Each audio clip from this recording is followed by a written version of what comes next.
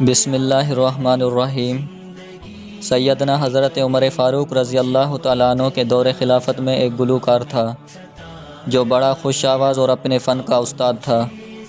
چنگ و رباب بجا کر گاتا تو سننے والے مسحور ہو جاتے، لوگ اس کے پیچھے دوڑتے، اس کی آواز مردوں میں جان پیدا کر دیتی تھی۔ جب تک اس کا شباب باقی رہا اس کے گیت اور چنگ و رباب بھی مشہور اور مقبول رہے، لیکن جب وہ بوڑھا ہو گیا تو اس کے گلے میں سوز باقی نہ رہا، منہ سے دانت نکلے تو خوش آوازی بھی باقی نہ رہی۔ الغرض بڑھاپے میں اس کے کمال کو زوال آ گیا، اب کوئی بھی اس کا شائق نہ رہا، نہ کوئی اس کے پاس آتا، نہ گانا سنتا، اور نہ اسے کوئی کچھ دیتا۔ کچھ دنوں کے بعد بوڑھا گویا مفلس و کلاش ہو گیا، کھانے پینے کے لیے بھی اس کے پاس کچھ نہ رہا اور وہ بھوک سے مرنے لگا۔ ایک روز اللہ کے حضور سچے دل سے حاضر ہو کر عرض کرنے لگا، یا الہی میں عمر بھر تجھ سے دور رہا، ساری عمر گناہوں میں گزار دی، بال سفید ہو گئے، چہرہ سیاہ ہو گیا، 70 برس کی عمر ہو گئی۔ اس قدر گناہوں کے بعد آج میں سچے دل سے تیرے سامنے حاضر ہو کر اقرار کرتا ہوں کہ میں نے بڑے بڑے گناہ کیے، لیکن تو ہمیشہ میرے گناہوں کی پردہ پوشی فرماتا رہا۔ میں تیری نافرمانی کرتا رہا اور تو مجھے برابر رزق دیتا رہا۔ میں اپنی جان بھی تجھ پر قربان کر دوں تو تیرے احسانات کا بدلہ نہیں چکایا جا سکتا۔ یہ کہہ کر اپنی چنگ اٹھا کر مدینہ منورہ کے قبرستان بقیع میں چلا گیا۔ وہاں جا کر خوب رویا اور روتے روتے وہیں قبرستان میں سو گیا۔ ادھر یہ قبرستان میں سویا، ادھر حضرت عمر فاروق رضی اللہ تعالیٰ عنہ اپنے کام میں مصروف تھے کہ آپ پر نیند کا غلبہ ہونے لگا۔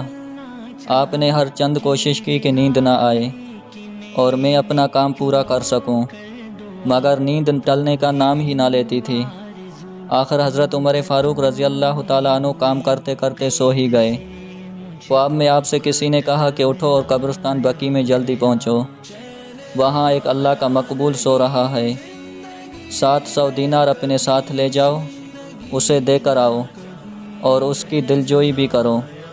حضرت عمر فاروق رضی اللہ تعالیٰ عنہ خواب سے جاگے تو فوراً 700 دینار لے کر قبرستان پہنچے اور تلاش کرنے لگے کہ وہ اللہ تعالیٰ کا پیارا بندہ کہاں اور کون ہے۔ ڈھونڈنے پر آپ کو وہی بوڑھا گلوکار نظر آیا جو گھٹار کا تکیہ بنا کر سو رہا تھا۔ حضرت عمر فاروق رضی اللہ تعالیٰ عنہ نے اسے دیکھ کر سوچا کہ یہ گویا اور مقبول خدا، لیکن اس کے سوا یہاں اور کوئی دوسرا ہے بھی تو نہیں، خدا کی باتیں خدا ہی جانے۔ یہ سوچ کر آپ وہیں اس کے پاس با ادب ہو کر بیٹھ گئے اور اسے جگانا بھی خلاف ادب جانا۔ اتفاقاً حضرت عمر فاروق رضی اللہ تعالیٰ عنہ کو چھینک آ گئی، جس کی آواز سے وہ بوڑھا جاگ اٹھا۔ جا کر اس نے جو حضرت عمر فاروق رضی اللہ تعالیٰ عنہ کو اپنے پاس بیٹھے دیکھا تو کانپ اٹھا کہ حضرت عمر فاروق رضی اللہ تعالیٰ عنہ کا جلال و غضب مجھ جیسے خطا کار کو نہ چھوڑے گا۔ یہ صورت دیکھ کر حضرت عمر فاروق رضی اللہ تعالیٰ عنہ بولے، مجھ سے ڈرو نہیں، میں تمہارے لیے ایک خوشخبری لے کر آیا ہوں اور اللہ تعالیٰ کا تمہاری طرف سے پیغام لے کر آیا ہوں۔ اللہ تعالیٰ نے تمہیں سلام کہا ہے اور یہ 700 دینار تمہارے لیے بھیج کر پیغام بھیجا ہے۔ یہ دینار خرچ کر لو، جب یہ ختم ہو جائیں گے تو ہم عمر کے ہاتھوں اور بھیج دیں گے، بس تو ہم پر توکل رکھ۔ بوڑھے گلوکار نے جب یہ پیغام رحمت سنا تو اسی وقت سجدے میں گر کر رونے لگا اور کہنے لگا، یا الہی، کہاں میرے جیسا خطا کار اور نابکار، اور کہاں تیری یہ رحمت بے کنار۔ مجھ سے عمر بھر تیری تابعداری نہ ہو سکی، مگر قربان تیری بندہ پروری کہ تو نے میری اس قدر دلجوئی فرمائی۔ میں نے کبھی بھول کر بھی تیرا نام نہ لیا، مگر تو نے اپنی رحمت سے ہی کام لیا۔ میرے ایسے افعال اور تیرا یہ کمال، الہی میں کس منہ سے تیرا شکریہ ادا کروں، میرے گناہوں کے باوجود تیرا یہ انعام۔ اے میرے غفور الرحیم اللہ، اب مجھے اس دنیا میں رہنے کی ہوس نہیں، مجھے معاف فرما دے اور اپنے پاس بلا لے۔ ایسے غفور الرحیم اور مہربان آقا سے اب جدا رہنا نہیں چاہتا۔ اس نے یہ دعا کی، خدا نے سن لی اور وہ وہیں اپنے اللہ سے جا ملا۔ بظاہر مر گیا لیکن ہمیشہ کے لیے زندہ ہو گیا۔ اس واقعہ سے ہمیں یہ سبق ملتا ہے، اللہ تعالیٰ بڑا ہی غفور الرحیم ہے، ساری عمر اس کی نافرمانی میں گزار دی جائے لیکن ایک بار بھی اگر سچے دل سے اس سے معافی مانگ لی جائے تو وہ ساری عمر کے گناہ معاف فرما دیتا ہے اور بجائے عطاب کے انعام و اکرام سے نوازتا ہے۔ قرآن پاک میں خدا فرماتا ہے اِلَىٰ مَن تَابَ وَآمَنَ وَعَمِلَ عَمَلًا صَالِحًا فَأُولَٰئِکَ یُبَدِّلُ اللَّهُ سَیِّئَاتِہِم حسنات وَکَانَ اللَّهُ غَفُورًا رَحِیمًا، جس کا ترجمہ یہ ہے جو توبہ کرے اور ایمان لائے اور اچھے کام کرے تو ایسوں کی برائی کو اللہ بھلائیوں سے بدل دے گا اور اللہ بخشنے والا مہربان ہے۔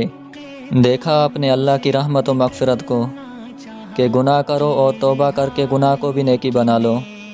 جن لوگوں کو کیمیا گری کی لت پڑ جاتی ہے اس بیکار شغل میں وہ اپنی عمریں گنوا دیتے ہیں، لیکن ان سے پیتل کا سونا نہیں بن سکتا۔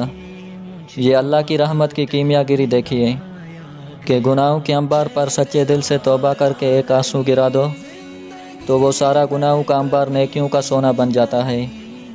حدیث شریف میں وارد ہے کہ قیامت کے روز ایک شخص کو حاضر کیا جائے گا، فرشتے بحکم الہی سے اس کے صغیرہ گناہ ایک ایک کر کے اس کو یاد دلاتے جائیں گے۔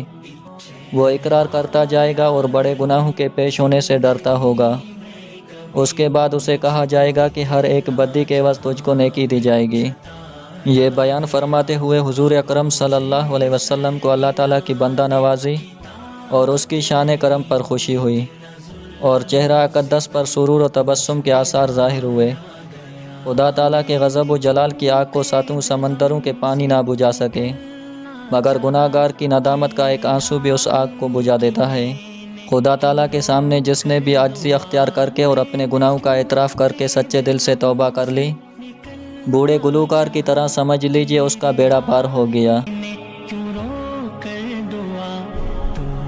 اگر ویڈیو اچھی لگی ہو تو لائک، شیئر اور سبسکرائب ضرور کر لینا تاکہ آنے والی نئی ہر ویڈیو آپ تک پہنچ سکے۔